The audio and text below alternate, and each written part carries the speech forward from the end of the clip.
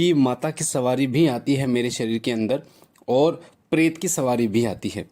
तो क्या वो प्रेत ही माता है या फिर माता के साथ कोई प्रेत चल रहा है, इसके बारे में बताइए।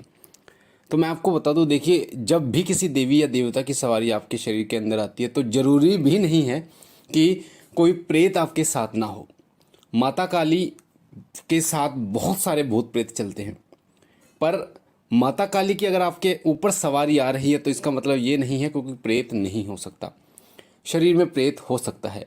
जो भी सवारी आपके शरीर के अंदर आती है वो सवारी या वो शक्ति उस प्रेत को नष्ट करने का कार्य नहीं करती। इस चीज़ को आप ध्यान रखिए।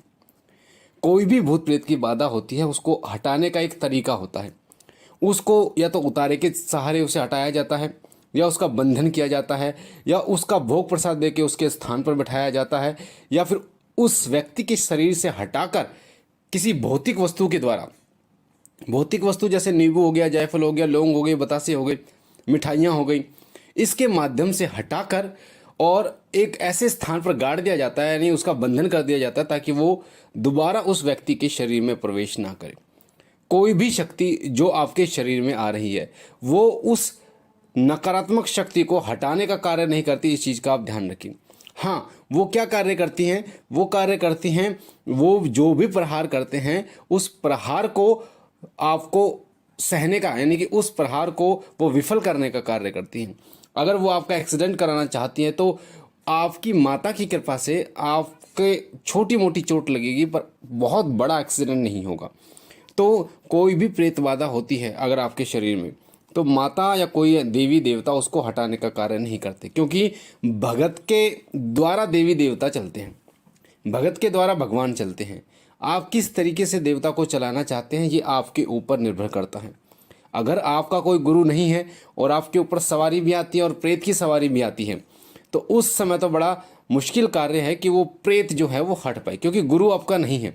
तो जो सवारी आ रही है माता की वो तो प्रसन्न होकर आपके शरीर पर आ रही है, आपसे, आपकी सेवा से प्रसन्न होकर वो शरीर पर आपके आ रही है, पर आप उसको चलाओगे कैसे, उस शक्ति से कार्य कैसे लोगे, ये आपके ऊपर निर्भर करता है, आपके गुरु के ऊपर निर्भर करता है कि उस शक्ति से कैसे कार्य लेना है, कैसे उससे चलाना है, कैसे उससे संकट काटने हैं। ये आपके ऊपर, आपके गुरु के ऊपर निर्भर करता है। तो जब भी किसी व्यक्ति के शरीर में प्रेत होता है तो वो जो सकारात्मक शक्ति होती है, माता की कोई शक्ति है या किसी अन्य बाबा की कोई शक्ति है, तो वो उसकी शक्ति को क्षीण करने का कार्य करती है, यानी कि उसको नष्ट नहीं करती। उसके शरीर पे कोई भी वो नुकसान करती है तो उसकी शक्ति को क्षीण करने का कार्य करती है, उसकी शक्ति को कम करने का कार्य करती है, ना कि उस प्रेत को हटाने का भी कार्य करती है। इसलिए कई लोगों का ये कमेंट आया है, प्रश्न आया है कि जी शरीर में देवता की सवारी होने के बावजूद भी प्रेत की सवारी क्यों आती है, यानी प्रेत भी शरीर में क्यों रहता है। तो प्रेत एक स्थान बना लेता है, एक जगह बना लेता है अपनी, और वहाँ पर वो वास करता है। और जो देवी या देवता होते हैं उनका कोई स्थान नहीं होता आपके शरीर में, क्योंकि प्रेत लगभग अधिकतर समय आपके शरीर में वास करता है, और जो देवता होते हैं वो कभी कभार ही आपके शरीर में आते हैं। तो जब आप गुरुमुख हो जाते हैं, जब आपको गुरु का सानिध्य प्राप्त हो जाता है, उसके बाद आपके गुरु आपको बताते हैं कि इस शक्ति को कैसे चलाना है, इस शक्ति के माध्यम से संकट का कैसे निवारण करना है। और जब तक आपका कोई गुरु नहीं होता तब तक वो सवारी जो है वो आती है, पर आपके ऊपर संकट भी होता है, आपके घर में दिक्कत भी होती हैं, परेशानियां भी होती हैं। हालांकि वो शक्ति, जैसे मैंने आपको बताया, इतनी दिक्कतें आपको नहीं होने देती जितनी परेशानियाँ वो देना चाहती है। अगर वो आपको मारना चाहती है तो वो जो शक्ति है, देवीय शक्ति है, वो आपको मरने नहीं देगी। छोटी मोटी खरोंच या छोटी मोटे एक्सीडेंट आपका हो जाएगा, पर आपको मरने नहीं देगी। तो अगर आप ये सोचते हो कि देवता की सवारी आ जाए तो मेरे जो प्रेत हैं या मेरे घर में जो भूत प्रेत आती हैं वो नष्ट हो जाएंगे, तो ऐसा नहीं होता। उनको हटाने की विधि होती है, उनको हटाने का एक तरीका होता है जिससे कि वो दोबारा आपके शरीर में प्रवेश ना करें। तो माता काली की अगर सवारी है, शरीर में प्रेत है, तो मैंने आपको बता दिया कि कैसे कार्य होता है, और उनको हटाने का तरीका मैंने बताया। उनको हटाने का तरीका जो होता है वो उतारे के माध्यम से अधिकतर जो है उन चीज़ों को हटाया जाता है।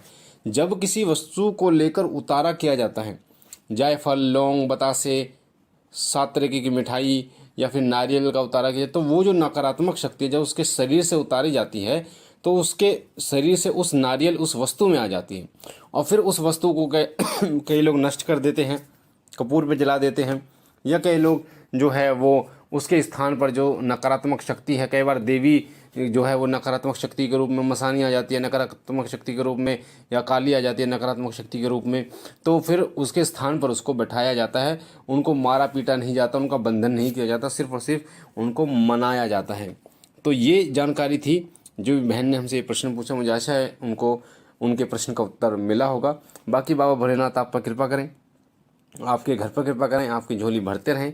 हम मिलते हैं एक नई जानकारी के साथ, तब तक के लिए ओम नमः शिवाय, ओम नमः शिवाय, ओम नमः।